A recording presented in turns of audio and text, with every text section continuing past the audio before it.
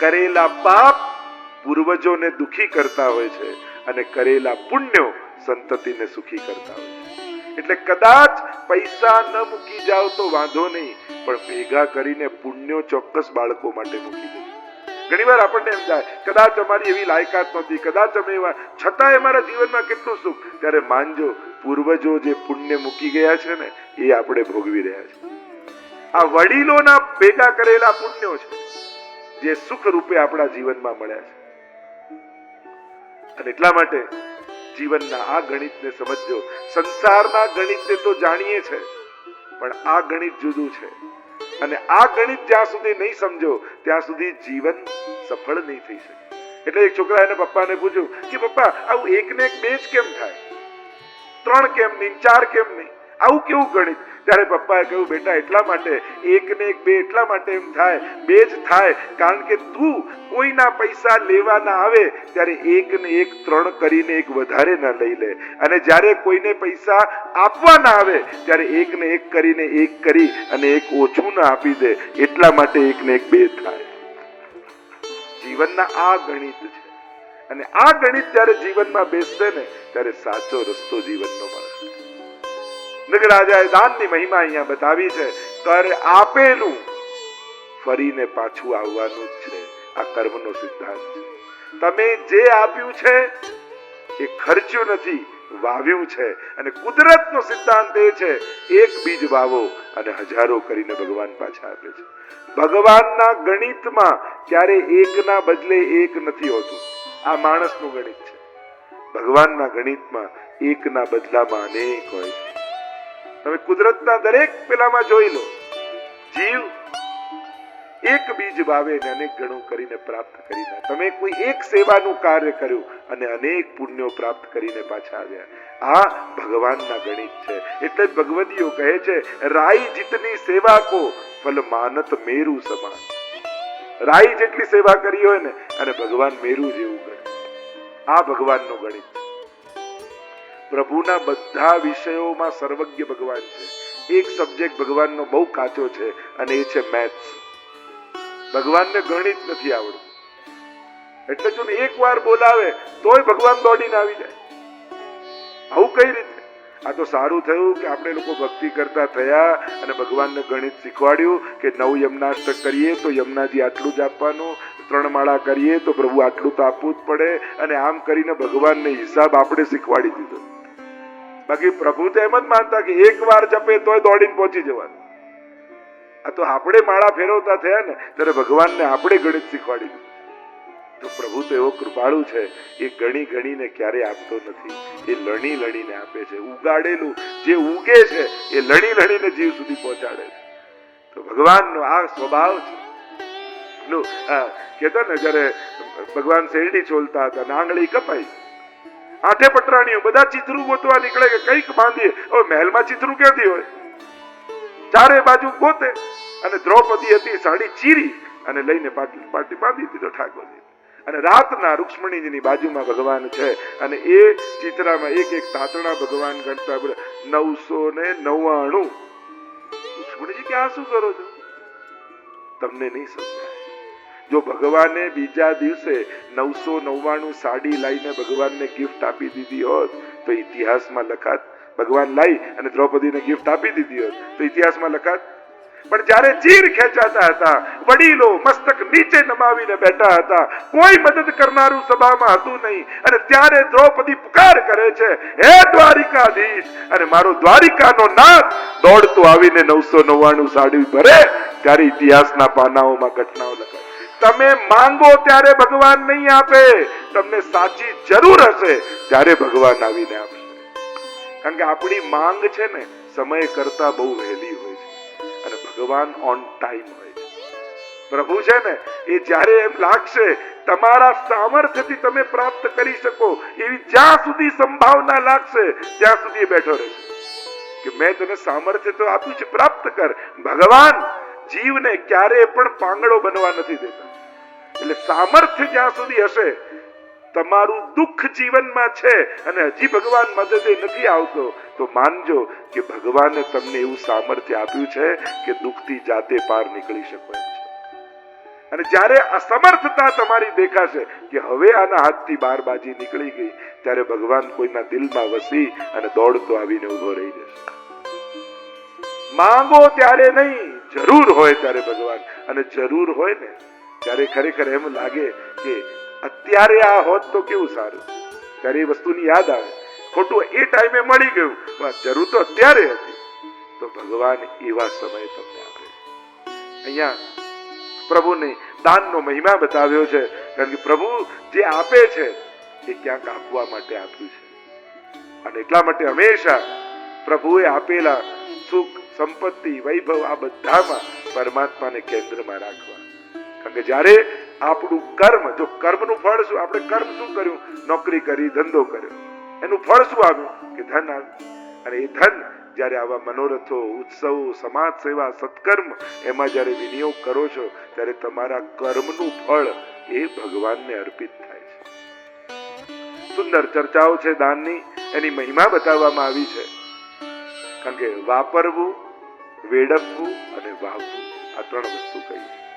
ઘણા વેડફી નાખે, ઘણા વાપરી નાખે, ઘણા વાવીને જાય છે. આગળ અન્ય કથાઓ, પોંડક ઉદ્ધારની કથા આવી, દ્વિધ ઉદ્ધારની કથા આવી. નારદજીને એક વાર એમ થયું કે આ લોકો 5 જણા ઘરમાં પ્રેમથી રહી નથી શકતા, તો ભગવાનનો આટલો મોટો પરિવાર પ્રભુ કઈ રીતે ઘરમાં રહેતા હશે? જો અમારો કૃષ્ણ છે ને એના જેવો કોઈ સંબંધી નહીં મળે. દરેક સંબંધમાં કૃષ્ણને મૂકીને જુઓ, એના જેવો સંબંધી કોઈ નહીં. ભાઈ કેવો તો કૃષ્ણ જેવો, પુત્ર કેવો કૃષ્ણ જેવો, પતિ કેવો કૃષ્ણ જેવો, પ્રિયતમ કેવો કૃષ્ણ જેવો, સખા કેવો કૃષ્ણ જેવો, સારથી કેવો કૃષ્ણ જેવો. તમે દરેક સંબંધમાં કૃષ્ણને મૂકીને જુઓ, એના જેવો કોઈ સંબંધી નથી. ભગવાન સંસારની મહત્તાને વધારી રહ્યા છે. અને હવે તો ખરેખર એમ લાગે કે સંન્યાસીઓની જેટલી જરૂર હતી ને એટલા થઈ ગયા છે. હવે સારા સંસારીઓની વધારે જરૂર છે. સારા પિતાની, સારા માતાની, સારા ભાઈની, સારા પતિની, સારા પત્નીની, સારા સંસારીઓની નિતાંત આવશ્યકતા છે. કારણ કે સારા સંસારીઓ હશે તો સમાજ સારો બનશે, પરિવાર સારો બનશે, આખી દુનિયામાં સારા લોકો, સારા સંબંધીઓ ઉભા થશે. એટલે નિતાંત આવશ્યકતા. ઘણી વાર લોકોને આપણે બહુ સંન્યાસનું સાંભળી આપણને એમ થઈ જાય આ પરિવારમાં રહેવું ને જોબ કરવી ને ધંધો કરવો ને પૈસા કમાવા, બાળકોને સાચવવા, પરિવારને સાચવવા, જાણે પાપ જ ના કરતા હોઈએ. કોણે કહ્યું આ પાપ છે? ક્યાં લખ્યું છે? ગ્રહસ્થીનો આ જ ધર્મ છે. તમે આ નથી કરતા તો અધર્મ કરો છો. આપણે સંન્યાસી થોડી છીએ. ગ્રહસ્થી એ ગ્રહસ્થ ધર્મ જ પાળવાના હોય, અને આ બધું કરવું એ પણ ગ્રહસ્થ ધર્મ છે. સંન્યાસી હો તો એનો અર્થ જુદો થઈ જાય, પછી તમારા ધર્મ બદલાઈ જાય. બ્રહ્મચારીના, સંન્યાસીના, વાનપ્રસ્થ આ બધાના જુદા જુદા ધર્મો છે. ધન્ય એટલે તો ધન્ય ગ્રસ્થાશ્રમો. ગ્રસ્થાશ્રમને ધન્ય કયો છે. એટલે આ જે કાંઈ પણ તમે કરી રહ્યા છો એ પાપ નથી, પણ ગ્રસ્થ ધર્મ છે. હા, એનાથી જયારે આગળ જઈએ ત્યારે ભગવત ધર્મ આવે, એક ભક્તનો ધર્મ આવે, ત્યારે બધું પ્રભુ પરત થઈ જાય. એટલે મનમાંથી એ વાત કાઢી નાખો કે આ જે કાંઈ કરું છું પાપ કરું છું. આ પાપ નથી. તમે ધર્મ અનુકૂળ પોતાનું જીવન જીવી રહ્યા છો. તમે પિતા થઈને બાળકને સાચવતા નથી તો ધર્મ છે. તમે પતિ થઈને પત્નીને સાચવતા નથી તો ધર્મ છે. જેનું જે થવું હોય થાય, હું તો આ બેઠો.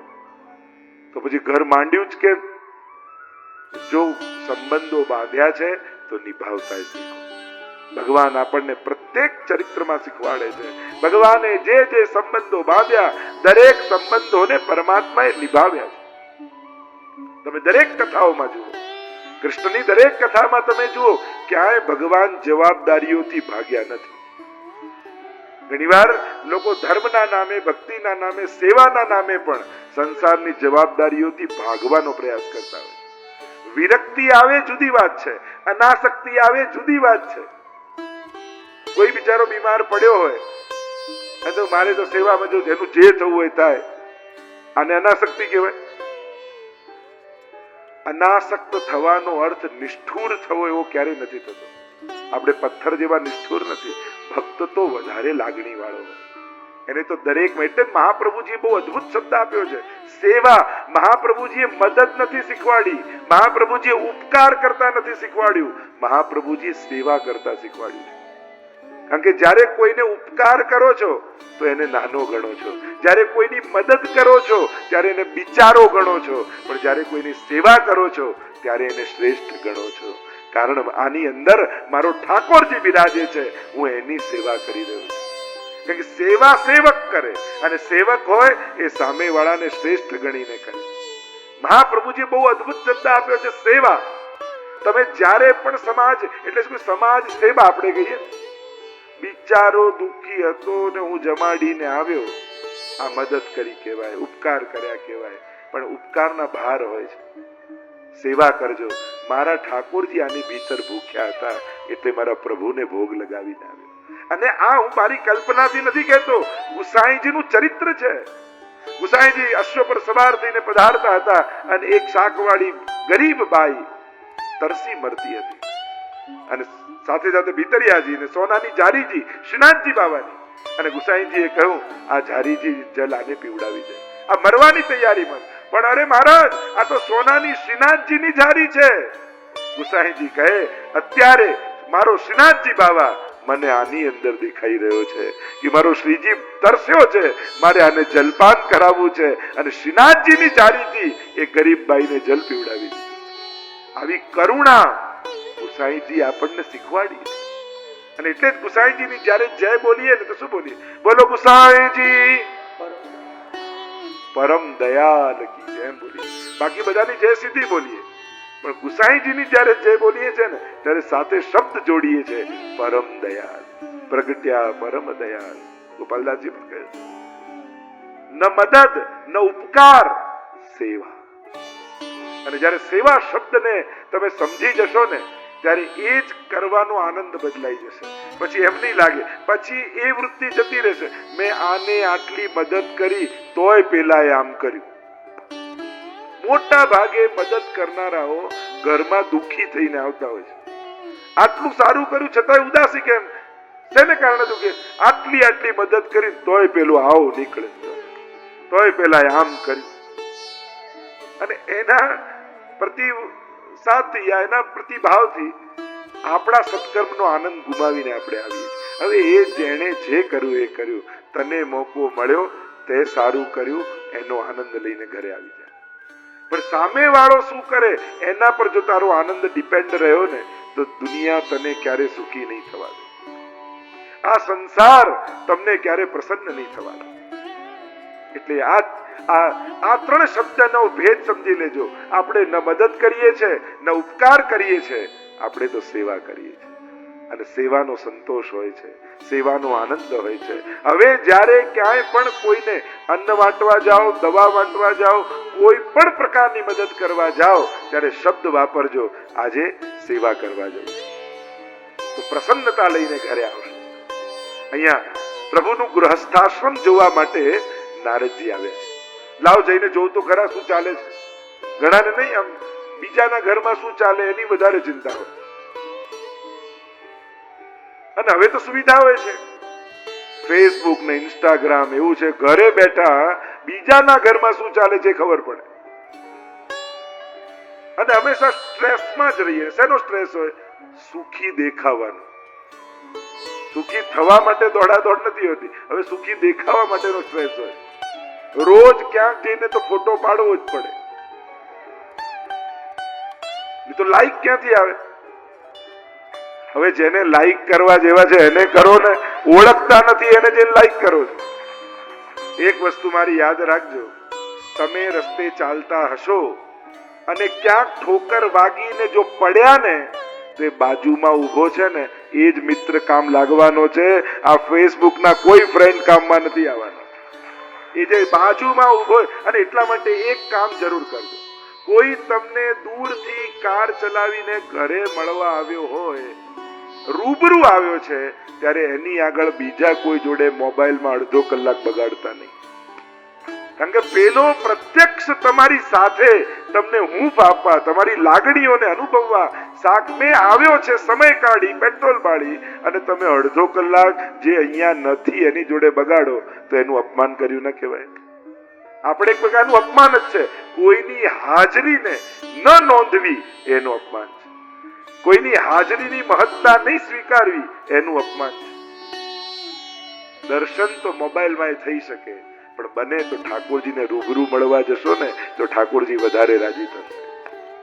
ઘણીવાર બહુ જોઈને જોવાની કુતૂહલતા જ ખતમ કરી નાખી.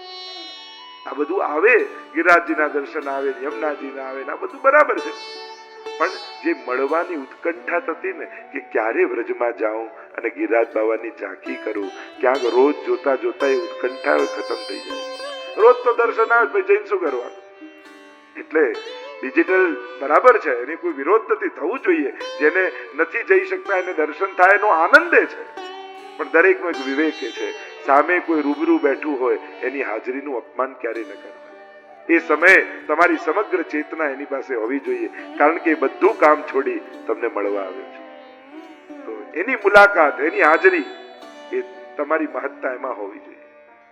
અહીંયા ગ્રસ્ત આશ્રમનું દર્શન કરવા માટે આવ્યા છે, અને જે ઘરમાં જાય જુએ તો પ્રભુ કોઈની જોડે પલ્લા ઝૂલી રહ્યા છે, બાળકો સાથે રમી રહ્યા છે, પત્ની સાથે વાત કરી રહ્યા છે, અને દરેક ઘરમાં પરમાત્માના દરેક લોકો પ્રસન્ન છે. નારદજીને આશ્ચર્ય થયું કે આ માણસ ઘરના 4 લોકોને સાચવી નથી શકતો. અત્યારે ચેલેન્જ એ પરિવારમાં છે, ઘરમાં છે. કારણ કે દુનિયાની દુઃખદાયક ઘટનાઓ એ છે કે જેને દુનિયામાં મોટા મોટા સંગઠનો ઊભા કર્યા, મોટી મોટી એકતા અને સંસ્થાઓ ઊભી કરી, એ લોકો પણ ઘરના 5 લોકોને ભેગા નથી રાખી શકતા.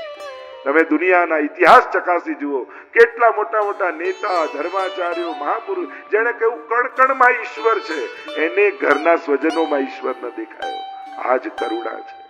પરીક્ષા ઘરમાં જ છે, બહાર તો બધા સારા થઈને ફરતા હોઈએ છે, પણ જેની જોડે રોજ રહેવાનું છે ત્યાં પ્રેમથી રહી શકીએ કે નહીં, એ જ ચેલેન્જ છે. અને એ ચેલેન્જ બધાને ઘરમાં ચિંતા છે. કારણ કે દુનિયા જે રીતે સ્વતંત્રતા તરફ જઈ રહી છે, મારી લાઈફ મને કોઈએ નહીં કહેવાનું, આ ઇન્ડિવિડ્યુઆલિટી એ પણ એક રોગ થઈ ગયો છે સમાજ માટે. આપણે એકલા નથી, આપણે બધા જ કોઈ દોરીઓથી ગૂંથાયેલા છીએ. સ્નેહ ના હોય, વિશ્વાસ ના હોય, શ્રદ્ધા ના હોય, અનેક પ્રકારના સંબંધોથી ગૂંથાયેલા, અને સમાજ ગૂંથેલો રહે એ જરૂરી છે. કારણ કે આ એકલતા જ માણસના સર્વનાશનો એક દિવસ કારણ બની જશે. વિજ્ઞાન પ્રયાસ કરે છે એવા સાધનો આપવું કે માણસની જરૂર જ ન પડે. એને કોઈ જરૂર, કોઈ લાગણીઓ માટે, કશા માટે માણસની જરૂર ન પડે. અને જે દિવસે વિજ્ઞાન જીતી જશે આ કારણમાં, ત્યારે માનવ જાતિનો બહુ જ નુકસાન થશે. અને આપણે જો પહેલા લોકો વાતો કરે એરપોર્ટમાં કે રેલવે સ્ટેશનમાં, તો ટક ટક ટક ટક ટક ટક ટક ટક ટક ટક. અરે કારમાં 5 જણા જતા હોય ને એક સાથે, કોઈ લંડન વાત કરતું, કોઈ અમેરિકા વાત કરતું, પણ 5 એકબીજા જોડે વાત ના કરતા હોય. ક્યાં દૂર રહેલા જોડે આપણને ઇન્ટરેસ્ટ છે. ન દેખાતા, ન ઓળખતા લોકો જોડે મિત્રતાની ઈચ્છાઓ છે, પણ પરિચિત છે ત્યાં દોષ દર્શન છે. આ માણસની કરુણા છે. ભગવાને આપ્યા છે, એને સ્વીકારી નથી શકતો, એને અપનાવી નથી શકતો. આ બહુ તકલીફ વાળું છે. સમાજ જે રીતે છે, મળે એટલું ઓછું જ લાગ્યા કરે, અને એની લાલસાઓ એ ધન માટે હોય કે અન્ય માટે હોય, સ્વજનો સાથે સંબંધ તોડવા તૈયાર થઈ જાય. પણ જે લાલસાઓ છે એની સમાપ્ત નથી થતી. પ્રયાસ કરજો, વિચાર કરજો. ભગવાન પાસે મુક્તિ માટેની તો બહુ પ્રેરણા લીધી, હવે ઘરમાં કેમ રહેવું એની પ્રેરણા લેજો કૃષ્ણ માટે. સંસારમાં કઈ રીતે રહેવું એ પણ પ્રેરણા લેજો કૃષ્ણ માટે. એ બધાને સાચવે છે. ઘણીવાર બીજાની ખુશી માટે થોડું છોડવાય તૈયાર થવું જોઈએ. આ જ સંસાર છે. બધા દિવસો એક સરખા નથી રહેવાના. દિવસો બદલાશે, સંજોગો બદલાશે, ભાવનાઓ બદલાશે, થાય, પણ બધા મારા છે એ ભાવ ન જેવું જોઈએ. એ જ સાચા અર્થમાં સ્વજનોના મન વાંચતા આવડવા જોઈએ. એ જ સાચું ભણતર છે. અહીંયા ભગવાન શ્રેષ્ઠ ગ્રસ્થાશ્રમ તરીકે જીવે છે. નારદજીએ દર્શન કર્યા છે.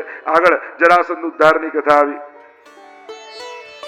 આગળ યુધિષ્ઠિર દ્વારા રાજસુ યજ્ઞમાં શિશુપાલ વધની કથા આવી. રાજસુ યજ્ઞ આદર્યો છે યુધિષ્ઠિરે. બધાએ પોતપોતાની જવાબદારીઓ સ્વીકારી લીધી છે. અર્જુનને આ સેવા, યુધિષ્ઠિરની આ સેવા, ભીમને ભોજનની, જેને જે વ્યવસ્થામાં આવડત છે, રુચિ છે, એ વ્યવસ્થા સોંપવામાં આવી. જો આપણે જ્યાં પણ કોઈ પ્રસંગ, આ પ્રસંગ લઈને બેઠા છીએ, કેટલા બધા જુદા જુદા પ્રકારના લોકો જોડાયેલા છે. કોઈ પ્રસાદની વ્યવસ્થામાં છે, કોઈ વાહનની વ્યવસ્થામાં છે, કોઈ માળાજીની વ્યવસ્થામાં છે, કોઈ બેસાડવાની વ્યવસ્થા, દરેકને પોતપોતાની પ્રકારની વ્યવસ્થા. આ પણ યજ્ઞમાં આહુતિ બરાબર જ છે. જો ભાગવત કથા હોય, રખાવે એનું તો પુણ્ય છે, પણ અહીંયા ભગવાન જ્યારે આશીર્વાદ આપવા આવે ને, ત્યારે એમ ન વિચારે કે આને જ આશીર્વાદ આપવું. એ મનોરથી નિમિત્તે ભગવાન બધાને આશીર્વાદ આપીને જાય છે. આ ભાગવતની મહત્તા છે. ભગવાન આવે પછી ભેદભાવ ભગવાન નથી કરતો, એ તો બધાને આશીર્વાદ આપીને જતો હોય છે. માણસની વૃત્તિ એવી હોય, દિવાળી હોય, તમારા સામેના જ ઘરમાં પેલા ફટાકડો ફોડ્યો હોય ને, તો ફોડનારને જેટલી મજા આવે એટલી સામેવાળાના, આ તો એનો હતો, એણે ફોડ્યો, મારે શું. એટલી જ અવાજ ને એટલો જ પ્રકાશ એને પણ દેખાયો હોય, પણ મજા પેલા ને. અલૌકિકતામાં જેટલો આનંદ વિજયભાઈએ કર્યો છે, એટલો જ અહીંયા બધા બેસેલા એ કર્યો છે. તમારો અનુભવ છે કે નહીં? જરાય આનંદમાં કમી છે? હા, એક ભાવ આપણને હોય કે પ્રભુએ આપણને નિમિત્ત બનાવ્યા, એ અહોભાવ આપણને હોય. લલિતાબેનનો જન્મદિવસ અને પોતાની માતૃવંદના કરવા માટે જ્યારે આવો મનોરથ થતો હોય, ત્યારે એમને તો આનંદ હોય, પણ અહીંયા આવેલા દરેકને આનંદનો અહેસાસ થાય. આ અલૌકિકતા કહેવાય. આ ભગવાને સમાન રૂપે વાટેલો પ્રસાદ કહેવાય. તો પ્રભુની આ પ્રસન્નતા છે. અને પ્રભુ પધાર્યા એનું પ્રમાણ શું? આપણે ધાર્યા હોય 500 જણા અને 1000 આવીને પ્રસાદ લઈ જાય ને, ત્યારે માનજો આપણી કથામાં ભગવાનના આશીર્વાદ પડેલા છે.